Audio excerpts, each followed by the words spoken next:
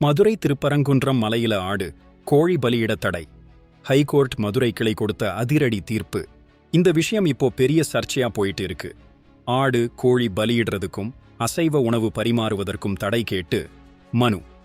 அதே சமயம் திருப்பரங்குன்றம் மலைய சிக்கந்தர் மலைன்னு கூப்பிடக்கூடாது, சமணர் குன்றுன்னும் சொல்லக்கூடாதுன்னு இன்னொரு மனு. ஆரம்பத்துல 2 நீதிபதிகள் மாறுபட்ட தீர்ப்பு கொடுத்தாங்க.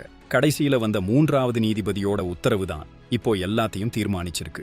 நீதிபதி ஆர் விஜயகுமார் என்ன சொல்லியிருக்காருன்னா, இந்த மலை பழங்கால நினைவுச் சின்னங்கள் பாதுகாப்பு சட்டத்துல வருது. இதனால தொல்லியல் துறையின் அனுமதி இல்லாம பலியிடுவது சட்டத்தை மீறுவதாகுது.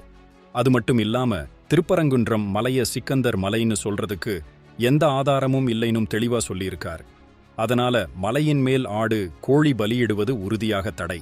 அதே சமயம் நெல்லித்தோப்பு பகுதியில ரம்ஜான் பக்ரீத் தொழுகைக்கு மட்டும் அனுமதி. இந்த தீர்ப்பு மூலமா நம்ம பழமையான கலாச்சார சின்னங்கள் பாதுகாக்கப்படுவது உறுதி செய்யப்பட்டிருக்கு. நீங்க இந்த தீர்ப்பை பற்றி என்ன நினைக்கிறீங்கன்னு கமெண்ட்ல சொல்லுங்க.